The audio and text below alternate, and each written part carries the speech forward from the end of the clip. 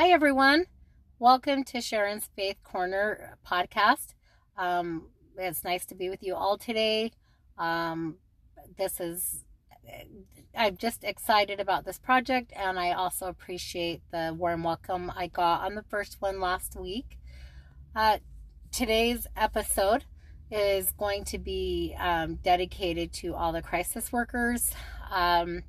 Especially rape crisis workers. I don't think that they get enough credit for what they do when people are in trauma.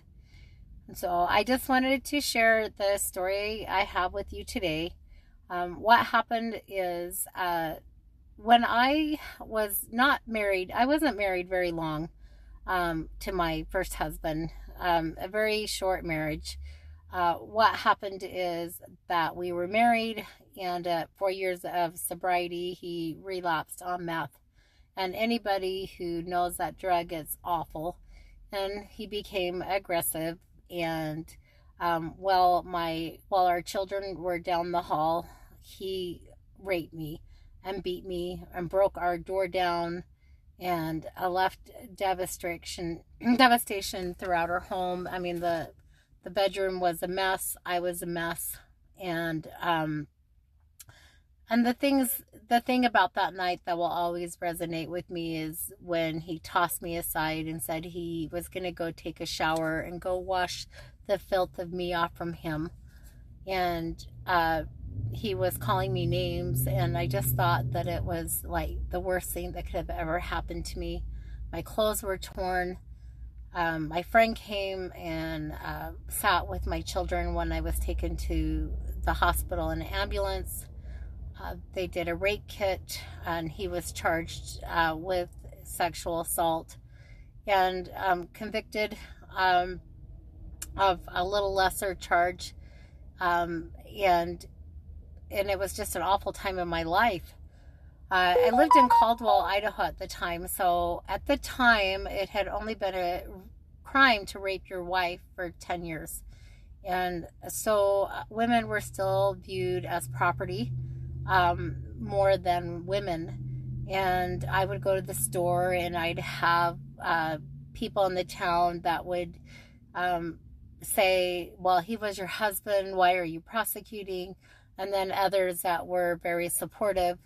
And I'm just particularly grateful in the early days after that event. Kim, who was my rape crisis worker, she was really wonderful. She was available to me, helped me through all the early emotions of that event. And, being raped is awful by anybody, but when it's your husband who takes his vow to protect you, and there he is destroying you, it's something you just don't get over. So anyway, I had just this attack had just happened. I still had bruises, and I had these little boys to support, and so I got this job still with bruises at Domino's Pizza, and I was just doing driving, just doing anything I can to support those kids. And anyway, the court stuff was going on. I was hearing from everybody, but I was devastated. I didn't grow up in Idaho. I lived in Salt Lake. I had moved to Idaho for him. And anyway, the laws were a little bit different back then than they are now. It's gotten better, but it wasn't like I could just leave with my kids. You had to go through all this court stuff. And so anyway, we were going through all the charges. He did get convicted for what he did to me. But it's like, so at the time I was 10 years sober, and I had to fight my way to stay sober through that event. So, I had a sponsor here, but I also got a local one there to work with in recovery. I worked with Kim, my rape crisis worker. And then also there were times that my ex-husband were stalking us or making us not feel safe. And so we had to go to domestic violence shelters for sometimes a few nights a week or more. And I'm so grateful that those shelters were there when we needed them. But there was a day I was working, my kids were in daycare at the time at late, and I just didn't know if I could do it one more day. I couldn't survive the emotions of being raped. I couldn't survive the emotions of being thrown into being a single mom, and also being afraid, because anybody who knows what it feels like to have those protective orders violated all the time is like, how do you do this one more day? So what happened for me is when I was done driving, there was just this day where, you know, it looked like people were laughing at the bars and having a good time, and there I was, you know, just trying to survive. And before I went and picked up my kids that night, I went home, and with everything I had on me, I prayed on my knees, and I asked God. I said, God, please, please, just help me to make it, because I don't know what to do. And so anyway, one of the things I was doing at the time was taking my kids to church. So it was like Sunday to Sunday was a check mark, like I made it one more week. On this particular Sunday, after that prayer, a woman had touched my shoulders, and anyway, we had talked briefly for a second, but she asked if I could take her home after church, and I said sure. Well, it wasn't until after church that I realized this woman had one arm. And anyway, on the way home, she proceeded to tell me that she wanted to get sober and if I could help her. And I said, absolutely, I could take her to meetings. But then she said, do you know why I have one arm? And I said, well, no, I have no idea. And she said that her husband had pushed her out of a car at 65 miles an hour, and it severed her arm. And so anyway, I did take her to meetings, but see, the gift that this woman gave me is she just showed me that no matter what happened, I still had my arms or my legs, and so I still had a fight in me. And I'll always be grateful for this woman, and she became my friend and my hero of what you can survive.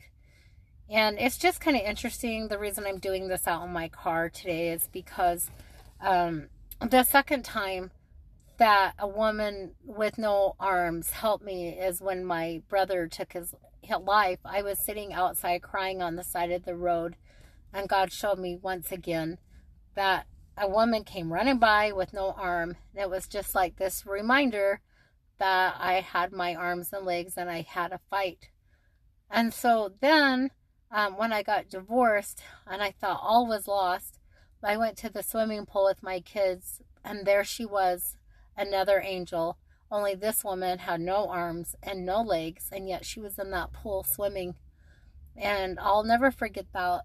And so just so you know, if you have missing limbs or have disabilities, sometimes God puts you in that perfect body to show people just like me that you can survive, and you are made perfectly and wonderfully, and you have gifts and talents that help me survive the hardest times of my life. I don't know the woman that ran by the car the day my brother took his life, and I don't know the woman in the pool that had no arms or legs, but I do know that because of you, you gave me strength when I needed it the most, and I know that you were angels in my life, and my friend with no arm also is my angel. So anyway, I am coming up on 36 years sober next month, and it's experiences like this where I turned to God and He sent people when I needed Him that lets me know that He exists, that He's real, He's aware of our situations, and He will help us. And I'm grateful for all the first responders that night, so long ago, but all the shelters that were there when I needed them. Again, Kim when I needed her through the court stuff. And I'm grateful that through working the steps and working with others, that I have value and I am not destroyed today, and I am a warrior. And it was because of those warriors that showed up when I needed them. Anyway, I thank you all for listening. I did want to do a shout out once again. I did it at the beginning, but all the crisis workers, thank you. For those of you who are in a domestic violence situation or are victims of sexual assault who've not sought help yet, I wanted to give you this hotline number. It's for the National Sexual Assault Hotline. Their number is 1-800-656-4673. Again, their number is 1-800-656-4673, and that's the National Sexual Assault Hotline. Please give them a call and get help and get out. It's worth it. I got out of that situation. You can get out of that situation too, and you're stronger than you know. Anyway, I love you all. And again, I need to do a shout out for my sponsor, that's Simms Motorcycle Monkeys. They're awesome. Again, they have a great redemption story, and I'd give them a try. Anyway, in the next few weeks, I'll be having guests on to hear their miracle stories. So if you'd like to be a guest on that, please let me know. I just want to give a huge shout out to my Father in heaven, who has been faithful in helping me through everything that has come my way. And, you know, for some people, he sent rainbows, but for me, he sent people with no arms and no legs.